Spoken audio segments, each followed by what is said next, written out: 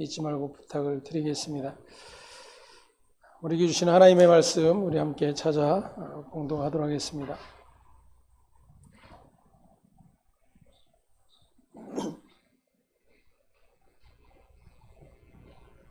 마태복음 11장 28절에서 30절까지의 말씀,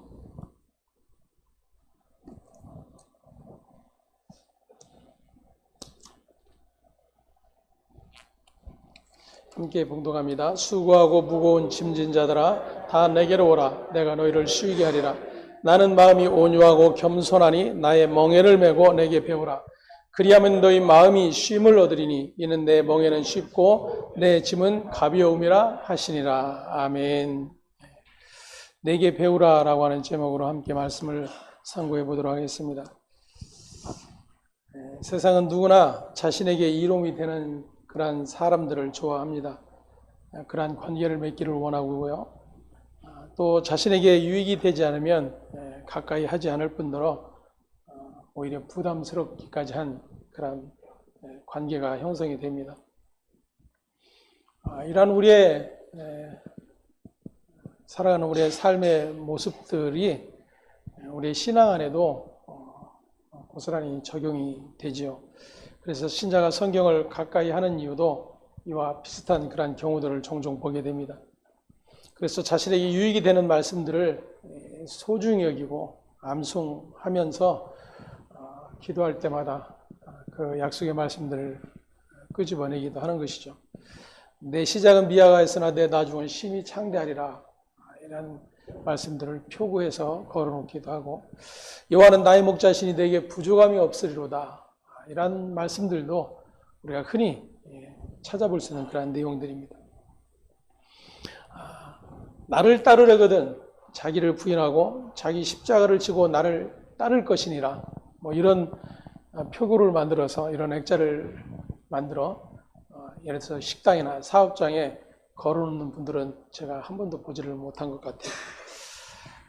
그렇게 우리는 자기의 유익만을 쫓아 살아가는 존재이기 때문에 신을 찾는 이유도 자신에게 이로운 것이 있기 때문이라고 여기는 것입니다. 아마 여기 있는 우리 모두가 나는 그렇지 않다라고 이야기할 수 있는 그런 분은 없을 것입니다. 유대인들 역시도 그러하였습니다. 유대인들이 예수님을 메시아로 인정하지 못한 것은 예수님에게 메시아로 인정할 만한 그런 행위가 없었다라고 하는 것이죠. 예수님의 아무런 일도 하지 않고 계셨던 것은 아닙니다. 우리가 잘 알고 있는 것처럼 맹인의 눈을 뜨게 하여 보게도 하셨고, 못 걷는 사람을 걷게도 하셨고, 죽은 사람을 살리기도 하셨고, 그렇게 가난한 자들에게 복음이 전파된다라고 기록을 하고 있는 것을 보게 됩니다. 그럼에도 불구하고 예수님을 메시아로 인정하지 않았던 것은 그러한 일들은 메시아다운 일이 아니라고 여겼기 때문인 것입니다. 유대인들에게 생각하는 메시아상, 그 메시아상은 따로 있었기 때문이죠.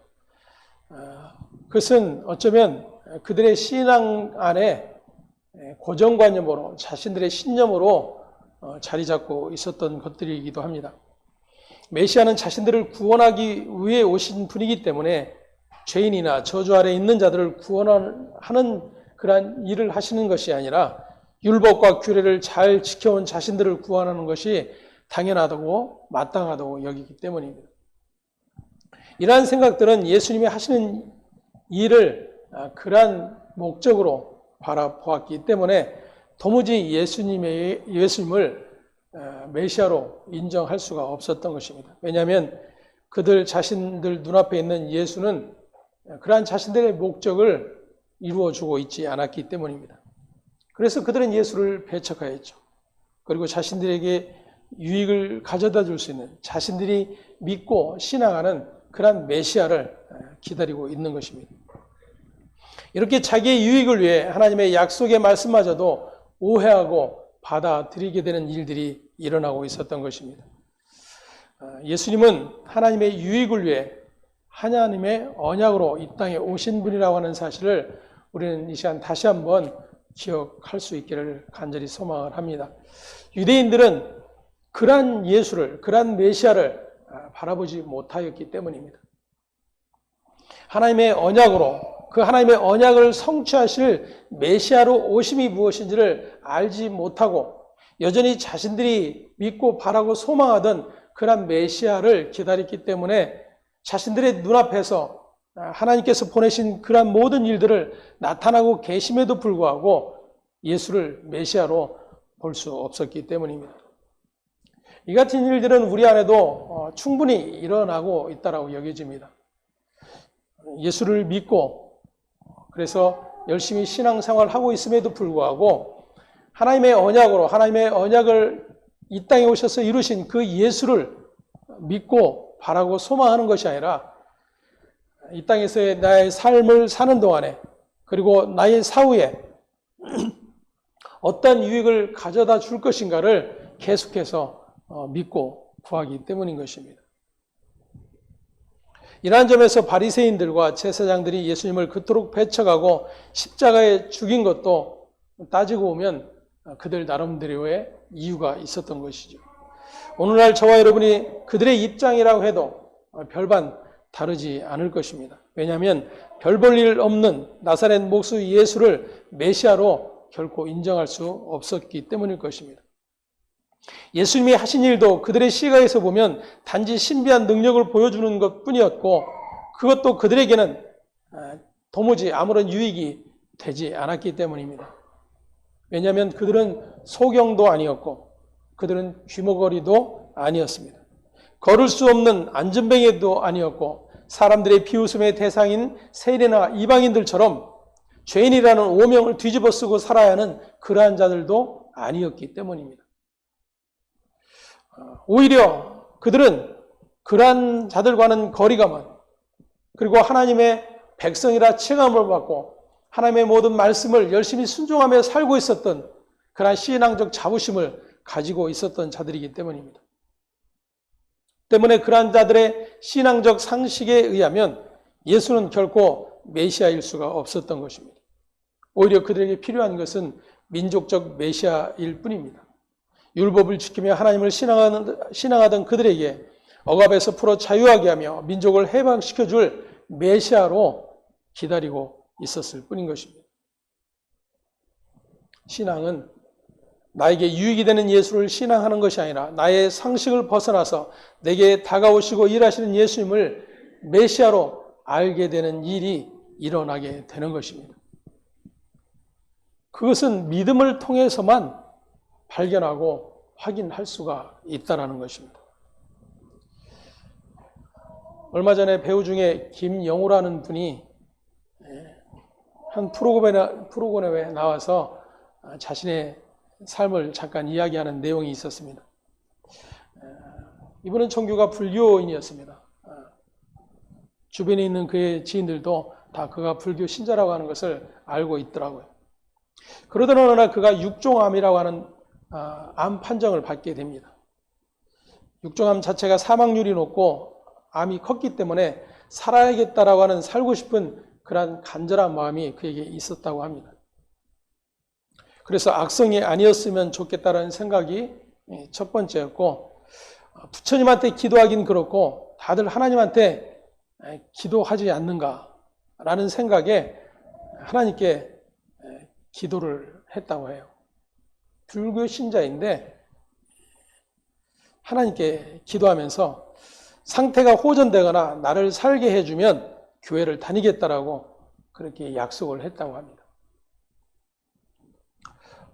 그리고 그렇게 기도를 했는데 꿈에 나타나 십자가를 주셨다라는 거예요. 하지만 다음 날 악성 종양 판정을 받게 됩니다. 그리고는 하나님을 향해 욕을 해야 됐다고 하는 것입니다. 그런 이후에 하나님이 한 번 더 꿈에 나타났고 이후에 전이가 되었을 것이라고 생각했던 것과는 달리 전이 된 것이 없다는 좋은 결과가 나와 교회를 다니기 시작했다라고 이야기를 합니다. 적응은 되지 않고 이해도 되지 않지만 그래도 자기가 약속했기 때문에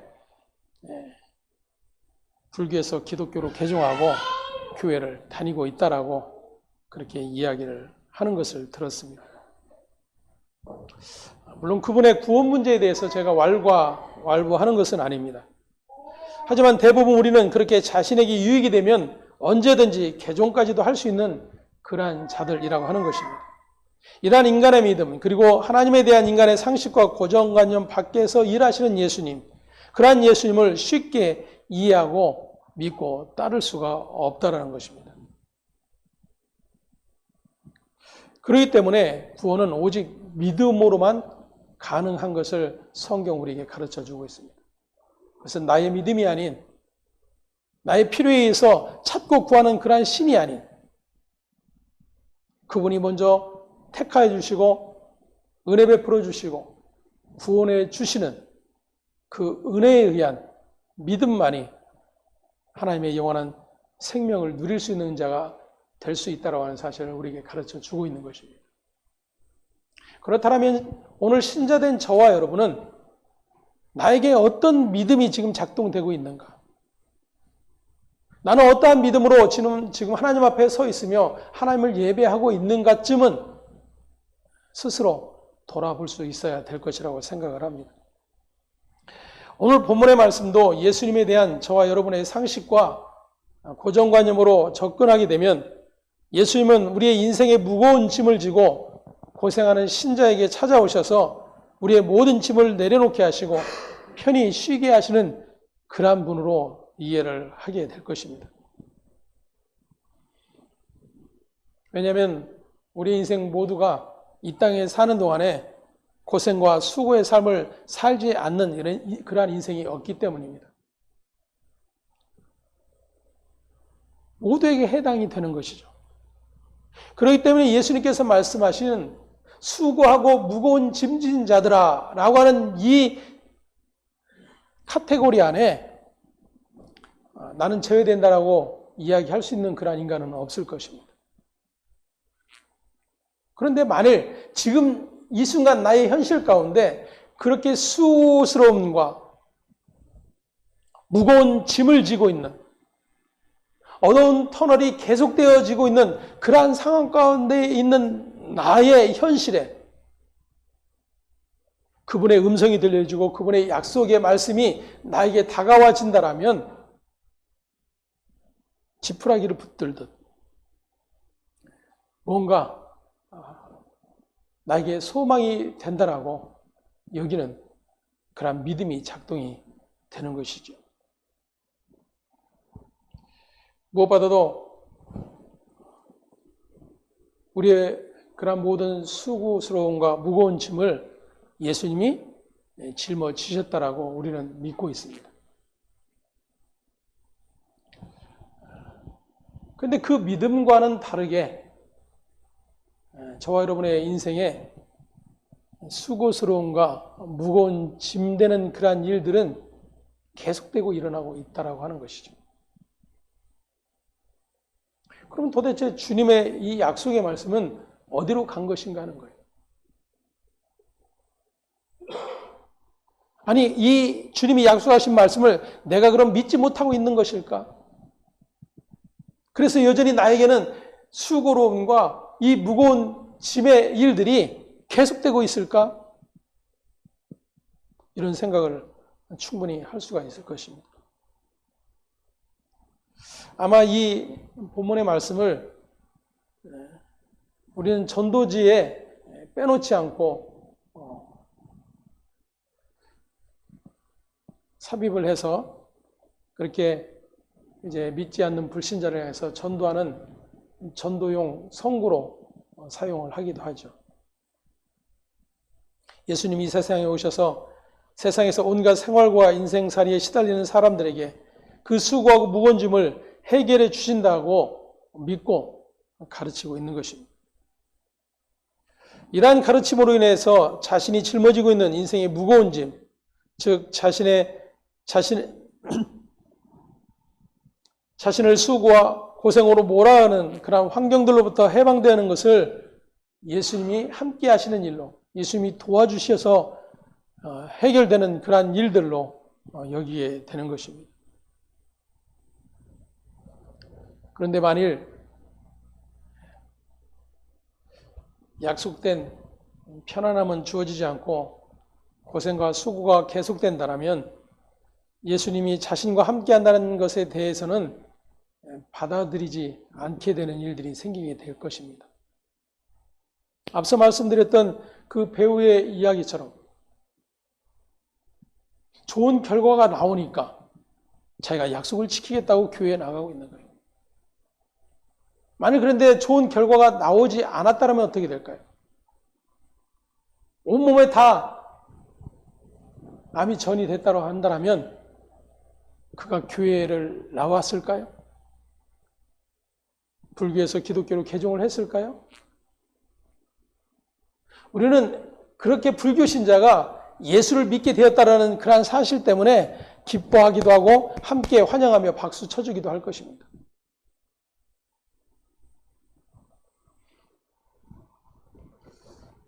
물론 그 이면에 하나님의 어떤 구원의 일하심이 있는지는 알 수가 없습니다. 그러한 부분을 다루고자 하는 것은 아니에요. 하지만 우리가 우리의 신앙 안에 얼마나 하나님의 언약과 그 언약을 이루신 예수 그리스도에 대한 이해가 얼마나 없는가 하는 것입니다.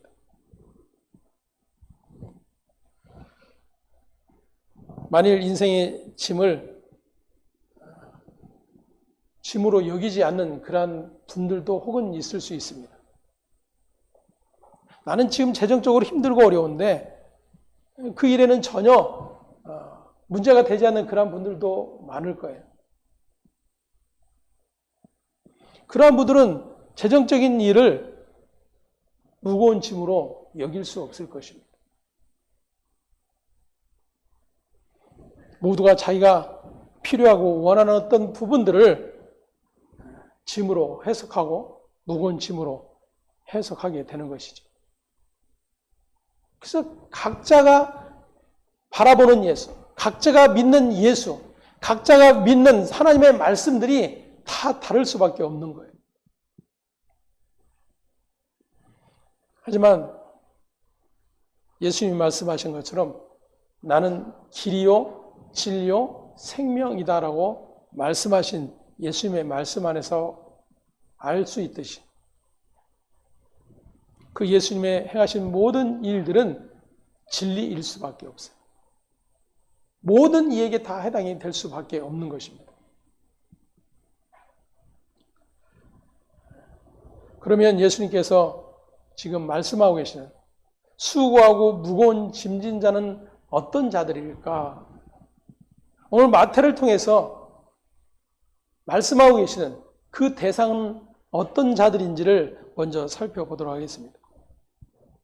그들은 다름 아닌 자신들이 율법을 지키고 그 율법의 선행을 통해서 하나님의 백성, 하나님의 자녀됨을 획득할 수 있다고 믿고 있었던, 그래서 열심히 율법을 지키며 살았던 유대인들, 그들이 바로 수고하고 무거운 짐을 진 자들이라고 하는 사실입니다. 우리가 생각하는 수고와 무거운 짐과는 전혀 다른 이야기이죠. 하나님의 백성으로 하나님의 말씀을 지키며 살겠다라고 발버둥하며 애쓰는 이 모든 일들이 뭐예요? 수고하고 무거운 짐이라고 하는 거예요. 우리가 이해하고 있었던 전도지에 삽입해서 수고하고 무거운 짐진 자들, 그런 자들 예수님께 오면 다 해결받습니다. 예수님을 믿으면 행복해집니다. 라고 하는 그런 말씀으로 이해되질 내용이 아니다라는 겁니다. 마태를 통해서 지금 유대인들에게 말씀하시는 주님의 말씀은 그들의 모든 자신들의 의로운 선한 행위의 모든 율법 지킴들, 그래서 그것을 지키려고 애쓰는 모든 애씀과 수고, 이것이 바로 무거운 짐이며 수고라고 예수님이 말씀을 하고 계신 것입니다. 유대인들은 율법 곧 토라를 얻기 위해 짊어진다라는 그러한 표현을 합니다. 소가 멍에를 지듯이 율법이라는 멍에를 지기 시작하는 나이는 13살부터라고 합니다. 왜냐하면 하나님과 하나가 될 수 있는 나이를 13살로 그들은 이해를 하기 때문입니다. 그래서 그들은 13살이 되면 성인식을 치르게 됩니다. 그리고 이 성인식을 마칠 때 모든 사람 앞에서 나는 이제부터 하나님의 율법을 내 어깨 위에 짊어지고 세상을 살겠습니다라고 선언을 하는 것입니다. 이렇게 율법을 짊어지게 된 사람은 죽어도 벗을 수가 없게 되는 것입니다. 죽어서까지도 율법의 영향을 받는데 그 이유는 사람이 흙으로 지어졌기 때문이라고 그들은 이해를 했다고 합니다. 히브리인들의 개념에 흙은 부정하다고 여겨집니다. 그러므로 신체 가운데 이 부정한 부분이 모두 없어질 때까지 율법의 영향을 받으며 사람의 살이 모두 다 썩어져 없어진 뒤에야 율법의 영향에서 벗어나 편히 쉰다라고 믿고 있었습니다. 이처럼 유대인들은 나면서부터 그리고 13세가 되면 율법이라고 하는 멍에의 짐을 짊어지게 되는 것입니다. 그런데 유대인들에게 이런 율법의 멍에는 자랑스럽게 여겨지는 것이죠. 오늘 28절과 29절 본문 말씀을 우리 함께 보겠습니다. 수고하고 무거운 짐진 자들아 다 내게로 오라 내가 너희를 쉬게 하리라. 나는 마음이 온유하고 겸손하니 나의 멍에를 베고 내게 배우라. 그리하면 너희 마음이 쉼을 얻으리니. 아멘. 예수님은 짐진 자들에게 내게 오라고 말씀을 합니다. 단순히 예수라는 이름을 부르면서 예수께 나오라고 이야기하는 것이 아닙니다. 예수님은 마음이 온유하고 겸손한 분이다라고 소개를 하고 있고 그 온유와 겸손을 배운다면 즉 예수님이 누구신가를 알 것이고 그로 인해 마음의 쉼을 얻게 될 것이다라고 말씀을 해주고 계시는 것입니다. 바꿔 말하면 이 말씀은 수고하고 무거운 짐을 지는 원인은 온유하고 겸손하신 예수님의 가르침이 아닌 다른 가르침을 따르기 때문이다라는 것입니다. 그 가르침이란 바로 25절에서 말하고 있었던 지혜롭고 슬기로운 자들, 그들의 가르침이었던 것입니다. 그들의 가르침은 이것이었죠.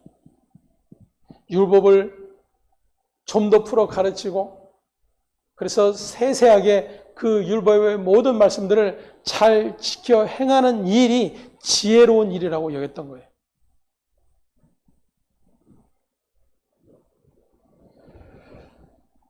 하지만 그들은 오로지 율법을 지키고 실천하는 것만을 목표 삼고 그것을 가지고 하나님께 나아갈 수 있다라고 믿고 가르쳤던 것입니다.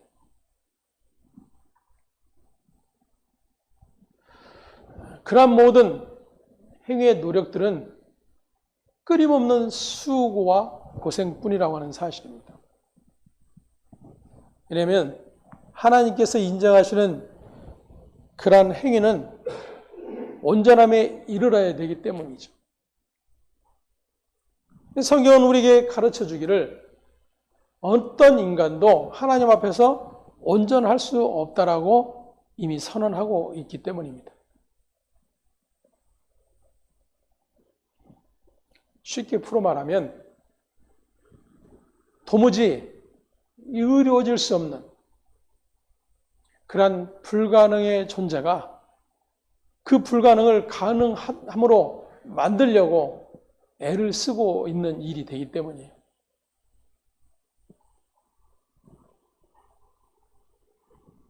그래서 그러한 모든 행위의 노력들은 끊임없는 고행과 수고로움밖에 없다라고 하는 것을 우리에게 가르쳐 주고 있습니다.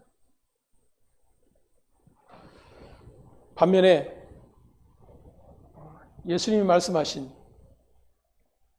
예수님의 온유와 겸손,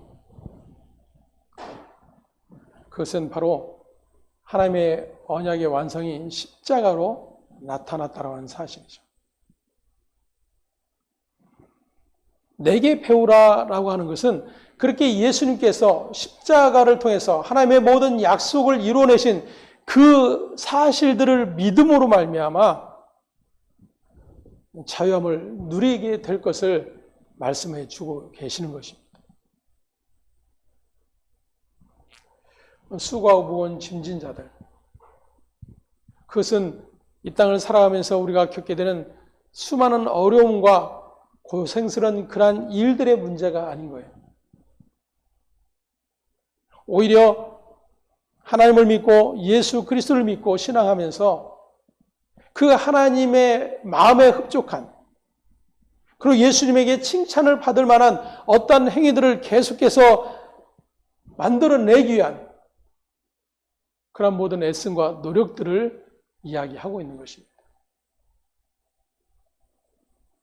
그러한 일들은 결코 하나님의 언약의 완성인 십자가의 은혜와는 거리가 멀다라고 하는 사실을 주님이 선언을 하고 계시는 것입니다. 예수님의 말씀처럼 예수님께 나아간다고 해서 우리의 짐이 없어지는 것은 아닙니다. 나의 멍에를 메고 내게 배우라고 하신 말씀처럼 예수님의 가르침에도 짊어지는 멍에가 있고 짐이 있다라고 하는 사실입니다. 그런데 그 짐은 쉽고 가볍다라고 말씀을 하고 계세요. 바리새인들의 가르침은 율법을 100가지 다 지켜야 된다라고 가르치는 반면에 예수님은 한 가지만 지키면 된다라고 가르치기 때문에 가벼운 일이 아닌 거예요. 말씀드렸던 것처럼 유대인들은 자신의 노력으로 의를 얻을 수 있다라고 하는 가르침 아래 구원을 받으려면 행위가 선하고 온전해야 된다라고 여겼습니다. 이러한 생각들은 자연히 하나님을 상선벌악의 하나님으로 여기게 되는 것입니다. 선행보다 죄가 많을 경우 구원에서 점점 멀어질 수밖에 없고, 나에게서 죄된 일이 점점점 줄어들면 구원과 가까울 수 있다라고 여기에 되는 일이 일어나는 것이죠. 이러한 일들은 모두가 자신의 행함의 가치와 근거를 두게 되는 그러한 요소로 작용을 하게 됩니다. 그래서 자신이 행한 일들이 의로 쌓일 수밖에 없고, 그러한 의가 쌓이면 쌓일수록 하나님 앞에서 그래도 뭔가 떳떳하다라고 여기는 그러한 마음들이 생기게 되는 것입니다. 그래서 그러한 매력적인 일들을 버리지 못하는 거예요. 남보다 더 자격이 있고, 남보다 더 믿음이 있어 보이고, 남보다 하나님의 더 사랑을 많이 받을 수 있는 그러한 자가 될 수 있다라고 여기고 나아가게 되는 것입니다. 수고하고 무거운 짐진 자가 예수님으로 말미암아 쉼을 얻는 것은 하나님의 참된 구원의 방식이 무엇인지를 아는 것으로부터 시작이 되어집니다. 하나님께서 아들을 통해서 이루어내시겠다라고 약속하시고 이루어내신 그 구원의 방식은 인간의 그 어떤 행위가 전혀 작동되지 않는다는 사실입니다. 물론 이런 생각들을 하실 수 있을 거예요. 그것은 구원에 관한 일이지, 우리가 이 땅에 살아가면서 신앙생활하면서 누리게 될 우리의 복에 관한 내용은 아니지 않습니까? 성경에서 세상의 복과 하늘의 복을 동일하게 말씀하신 적이 없어요. 세상의 복과 하늘의 복이 얼마나 다른지, 세상의 복과 하늘의 복이 어떻게 원수가 되는지를 말씀하고 있을 뿐인 것입니다. 그럼에도 불구하고 구원은 구원의 일이고, 내가 받을 복은 내가 챙겨야 된다라고 하는 생각들이 신자들의 이 믿음 안에 작동되고 있는 거예요.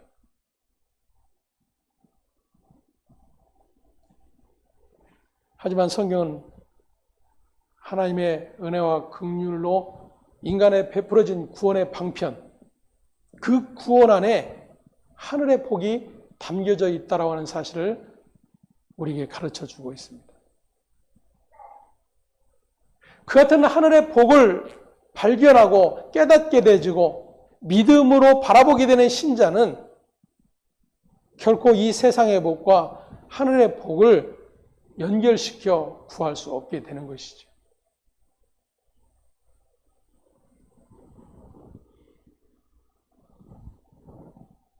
하나님의 구원의 방식. 그래서 인간의 어떤 도움과 인간의 어떤 협력도 필요하거나 요구하고 있지 않습니다.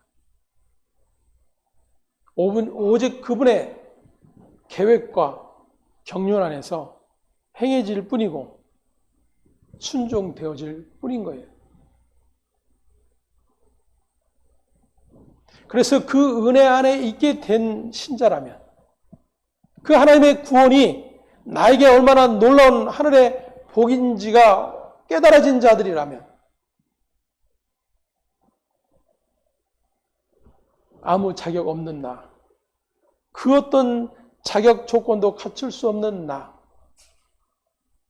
가능성 제로인 나에게 베풀어진 그 하나님의 은혜와 사랑과 긍휼 앞에 감사와 찬송의 고백만 있게 될 뿐인 것입니다.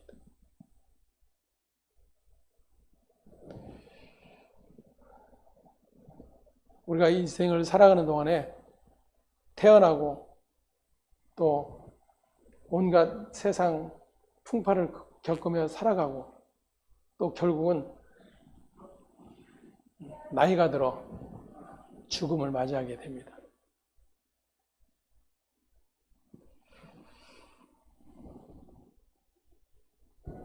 제가 어제 그제 처가에 다녀왔습니다. 장모님이 코로나 판정을 받으신 후에 급속히 건강이 악화돼 가지고 혹시 모를 일에 대비해서 먼저 한번 찾아뵙자고 다녀왔어요. 이제 연세가 91인데 완전 아이가 돼버렸어요.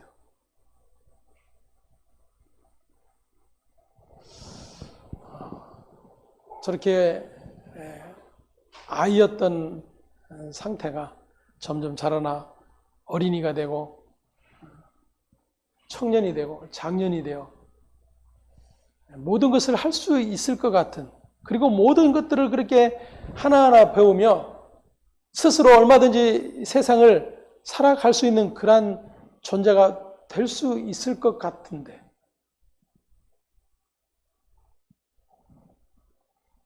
이제는 본인 스스로는 아무것도 할 수 없는 그런 상태가 되어버리는 거예요.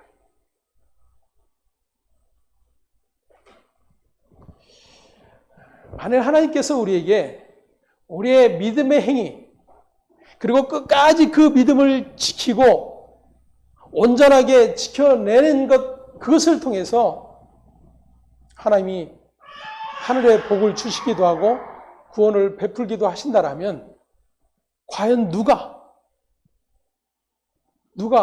그 구원을 받을 수 있을까 하는 거예요.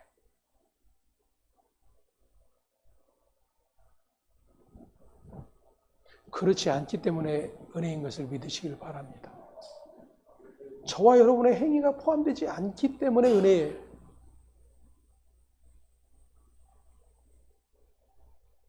신자는 그 은혜됨이 무엇인지를 성경을 통해서 배워가면서 그 은혜를 베푸신 하나님과 아들 예수 그리스도를 기뻐하고 찬송하는 삶을 살아가는 자들인 겁니다. 내가 힘들고 어려울 때 물론 나를 도와준다라면 그것보다 고마운 일이 없겠죠. 그래서 사람은 그러한 사람들을 가까이 두고 그러한 사람들을 기뻐하며 나의 자랑으로 삼는 거예요. 당신이 아니었으면 나는 이렇게 행복한 삶을 살 수 없었을 거예요.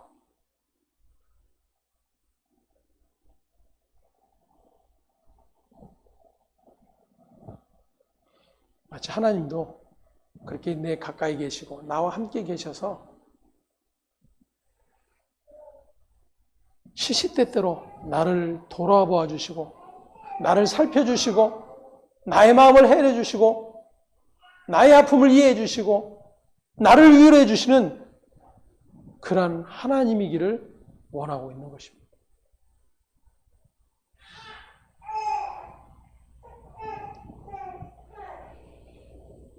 우리는 어쩌면 아들을 보내신 하나님을 알지 못하고 신앙생활을 할 수도 있습니다. 그분이 왜 아들을 보내셨는지, 그 아버지의 뜻과 그 아버지의 마음을 알지 못하면 그저 내가 아는 하나님, 내가 믿는 예수로 그 신앙을 마칠 수 있다라고 하는 것입니다. 오늘날 교회가 교인들에게 성경을 실천할 것을 요구하고 행위를 강조하는 것도 그러한 믿음의 자리에 있으라고 외치고 있는 일들인 것이죠. 예수님을 전하면서도 예수님이 무엇 때문에 오셨는가에 마음을 두지 않고 아들을 보내셔서 십자가에 피 흘려 죽게 하신 하나님의 마음에도 도무지 관심이 없는 것입니다.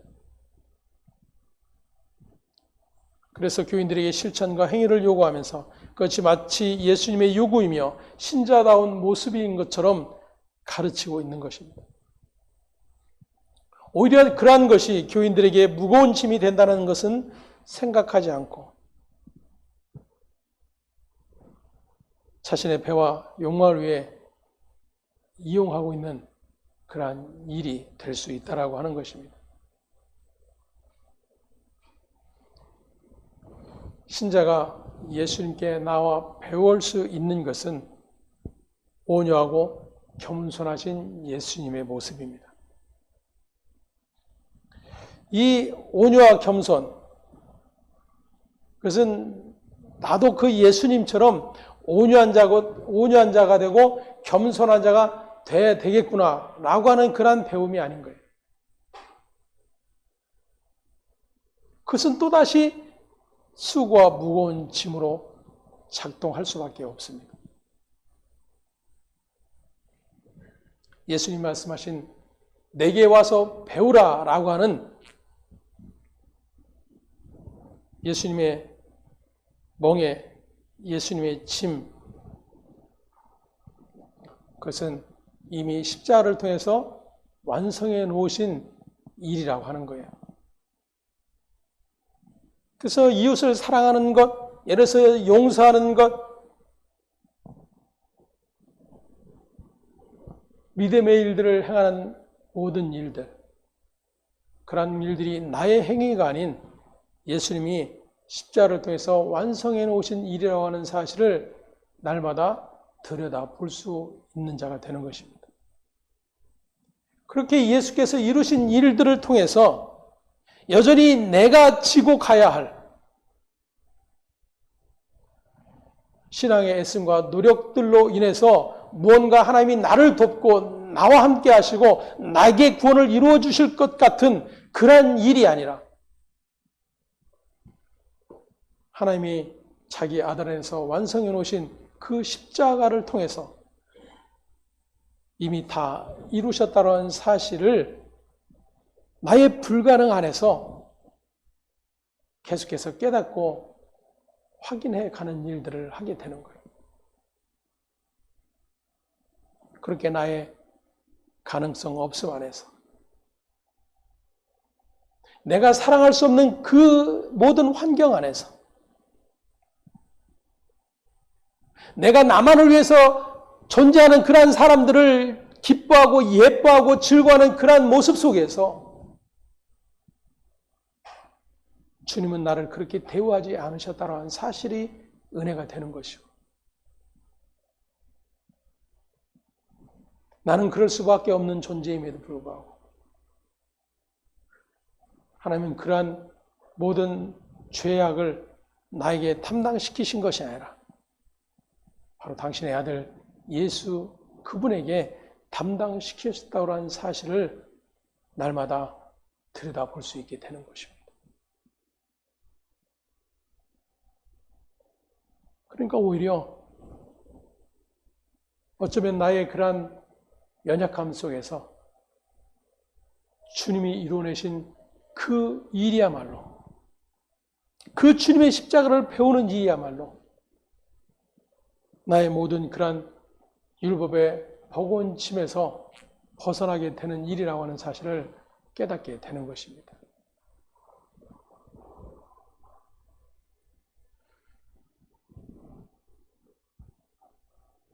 신자가 예수 그리스도의 의를 믿는 믿음 아래에 있다라면 행위로 인간의 존재 가치를 평가하는 시각에서 벗어날 수 있게 됩니다. 행위가 인간의 존재 가치를 평가하는 기준이 되지 못함을 아는 것이 바로 예수 그리스도의 온유와 겸손을 배운 증거가 될 수가 있기 때문입니다. 신자가 행위로서 자신의 신자됨을 타인에게 보여주고 인정을 받고자 하는 마음이 있다면 그것은 여전히 무거운 짐으로 지어질 수밖에 없는 것입니다. 항상 남보다 좀 더 낫고 바른 행위가 있어야 하고 실천을 해야 한다는 강박관념에 붙들릴 수밖에 없는 것입니다.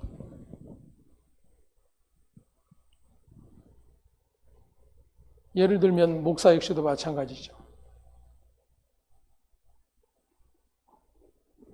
저 역시도 그런 경험들을 종종 했지만 예를 들어 새벽 기도를 하면서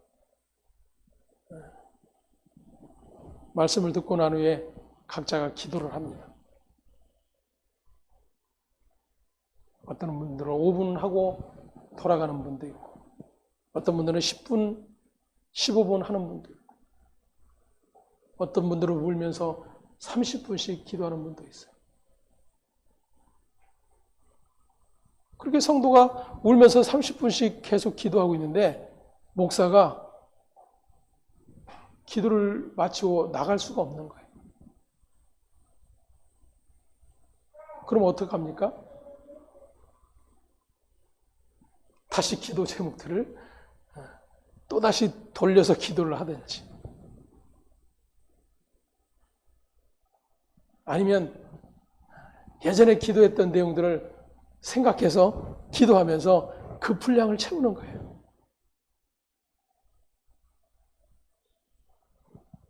단적인 예이기도 하지만 우리가 신앙생활하면서 그렇게 다른 사람의 눈을 의식하고 다른 사람들이 나를 어떻게 여길까에 대한 그러한 생각 때문에 여전히 우리의 믿음을 스스로 채찍질하는 그러한 경우들이 종종 있게 되는 것입니다. 하지만 신자는 자신의 그러한 행위들로 주님 앞에 인정받게 되는 자들이 아니에요. 사람들에게는 평가가 될 수가 있을 것입니다. 야, 목사가 성도보다 기도를 더 안 하네? 예, 그럴 수 있을 거예요. 문제는 하나님 앞에서의 나인 것입니다. 하나님은 그러한 일들로 잘했다, 나의 종아 칭찬하시잖아요. 내 사랑하는 자녀야, 내가 그렇게 애씀으로 내가 너를 기뻐한다 말씀하시지 않는다. 그거예요. 하나님은 인간의 행위의 근거를 두시는 것이 아니라 바로 당신의 아들의 모든 행위에 근거를 두고 계신다는 사실을 오늘도 깨닫기를 간절히 소망합니다. 그렇다면 오늘 저와 여러분의 무거운 짐들, 그것이 인생의 수고스러움과 짐이든 아니면 내가 신앙생활 더 열심히 하며 내 믿음을 유지시키기 위한 그러한 애씀들일지라도 그러한 모든 일들이 결코 하나님께서 인정하시는 어떤 근거도 되지 못한다는 사실을 또다시 깨달을 수 있기를 간절히 소망을 합니다. 그럼에도 불구하고 그러한 모든 일 안에서 하나님이 베풀어 오신 구원의 은혜와 은총이 무엇인지를, 그러한 나의 연약함뿐만 아니라 나의 애씀과 수고의 모든 수고스러움의 자리에서마저도 변함없이 발견하고, 그래서 아들 예수 그리스도의 다 이루심의 근거로 말미암아 하나님 앞에 언제나 온전하게 설 수 있는 그러한 존재라고 하는 사실 앞에 오늘도 감사와 찬송이 고백되어 줄 수 있기를 간절히 소망합니다. 기도하겠습니다. 하나님 감사합니다. 우리는 예수님을 믿고 예수님이 나의 구원자라고 하는 사실을 고백하고 있음에도 불구하고 우리는 언제나 기쁨과 감사를 잊어버린 채 그 기쁨과 감사의 조건들을 이루어 달라고 외쳐야 되는 일들로 가득한 것을 보게 됩니다. 어쩌면 주님과 상관없는 일이요, 하나님의 아들을 통해서 이루신 구원의 은혜와 너무나도 거리가 먼 일이라고 하는 사실을 또다시 깨달을 수 있게 해주시니 감사를 드립니다. 하나님, 수고하고 무거운 모든 짐진 자들, 그렇게 하나님의 백성의 자리를 유지하고자 발버둥하며 모든 그러한 믿음의 선한 행위들을 갖고 있음에도 불구하고